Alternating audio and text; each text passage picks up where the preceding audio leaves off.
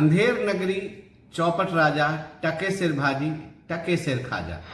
दोस्तों 21 मार्च 2025 को ECHS ने एक लेटर जारी किया है जो आर्मी, नेवी, एयरफोर्स सारे कमांड्स को भेजा गया है और इस लेटर का सब्जेक्ट है self declaration preventing of misuse of ECHS card.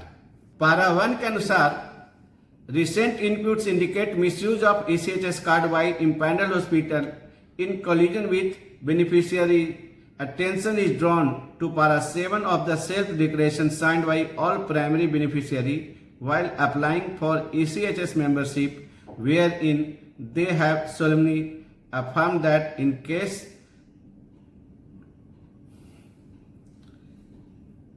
theirs or their dependents ECHS card is misused, then their membership will be cancelled without notice। बहुत ही अच्छी शुरुआत है कि सेल्फ डिक्लेरेशन लेना है।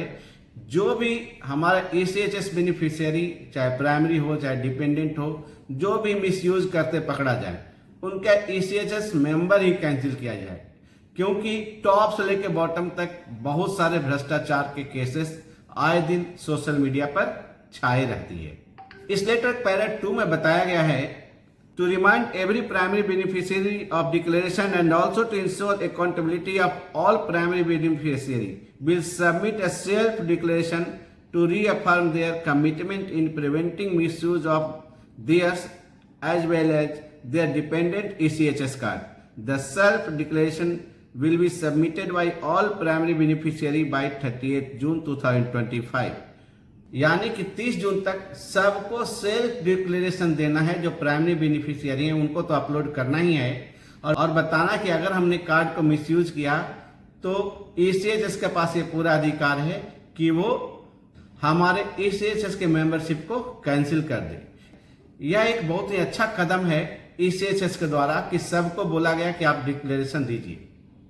मैं ECHS अथॉरिटी को कुछ बताना चाहता हूं कि ECHS 2003 में लागू हुआ और ECHS में एक प्रकार के बेनिफिशियरी नहीं है। किसी को प्राइवेट वार्ड है, किसी को सेमी प्राइवेट, किसी को जनरल वार्ड में मेडिकल सुविधाएं उपलब्ध है, जहां आयुष्मान भारत के तहत भारत के गरीब से गरीब व्यक्ति वह उचित और अच्छी मेडिकल सुविधाएं उन लोगों को उपलब्ध है फ्री ऑफ कॉस्ट भारत सरकार के आयुष्मान भारत और राज्य सरकार के स्कीम के तहत। वही सुविधाएं हमारे ओआरएस और एनसीओ को जनरल वार्ड में पैसा देने के बाद उपलब्ध है। ECHS में सभी ने अपने अपने रैंक के अनुसार कंट्रीब्यूट किया है, मतलब जाहिर है कि जनरल से सिपाही तक ECHS के मेंबर हैं। यहाँ पर कुछ सवाल ECHS अधिकारियों से हैं कि क्या सिर्फ एक लेटर इशू कर देने से उनकी जिम्मेवारी खत्म हो जाती है कि अब आ जाएंगे लोग और अपना डिक्लेरेशन अपलोड कर देंगे। ECHS का मेंबर के पास चूंकि सबने कंट्रीब्यूशन दिया है, सबको FM में नहीं मिलता है, तो क्या ECHS की जिम्मेवारी नहीं है कि व्यक्तिगत तौर पर सारे बेनिफिशियरी को ये बताया जाए कि आपको डिक्लेरेशन सबमिट करना है। जैसा कि जानते हैं कि ECHS में आधार कार्ड और मोबाइल नंबर उपलब्ध है ECHS के डाटा में, तो ECHS के अधिकारियों को चाहिए था कि सबके मोबाइल पर एक SMS भेजा जाए ताकि हर एक व्यक्ति को, हर एक मेंबर्स को पता चल सके कि उनको सेल्फ डिक्लेरेशन ECHS में जाकर के देना है। हमारे बहुत सारे वेटरन्स के पास स्मार्टफोन तो छोड़िए, बेसिक फोन भी नहीं है। वो अपना डिक्लेरेशन कैसे जमा करेंगे? जैसा कि आप जानते हैं जनरल से लेकर के सिपाही तक सभी इसमें मेंबर्स हैं। तो हमारे बहुत सारे पुराने वेटरन जो पढ़े लिखे तो हैं नहीं और डिजिटल रजिस्ट्रेशन की तो बात ही अलग है, वो अपना डिक्लेरेशन कैसे सबमिट करेंगे ECHS को इसके बारे में बताना चाहिए। हमारे बहुत सारी वीर नारियां जो पढ़ी लिखी नहीं हैं, जो डिजिटल लिटरेट नहीं हैं, वो अपना लाइफ सर्टिफिकेट कैसे देंगे?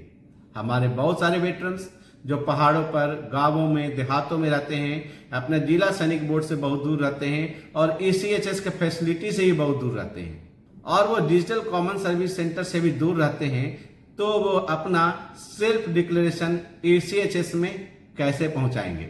इन सारे सवालों का जवाब ECHS अथॉरिटी को पक्का देना चाहिए, न कि ये समझना चाहिए कि एक लेटर इशू कर दिया और मेरी जिम्मेवारी खत्म। अब सवाल ये है कि ईसीएचएस को करना क्या चाहिए था।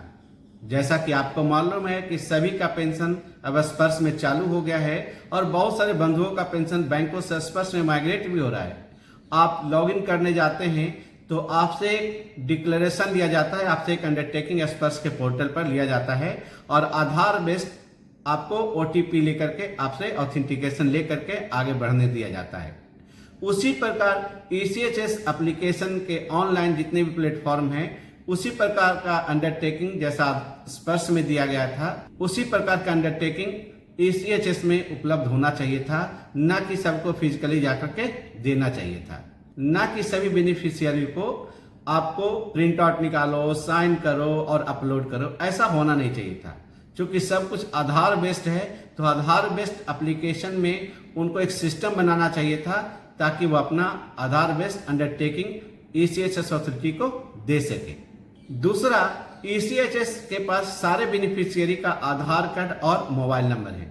होना यह चाहिए था कि सारे बेनिफिशियरी को एक एसएमएस भेजना चाहिए था और एक लिंक भेजना चाहिए था ऑथेंटिकेट सिस्टम के द्वारा, और ये बोलना चाहिए था कि आप इस लिंक के द्वारा आप अपना अंडरटेकिंग दीजिए ताकि वो अपने घर बैठे बैठे अपना सेल्फ डिक्लेरेशन ईसीएचएस में अपलोड कर सकें।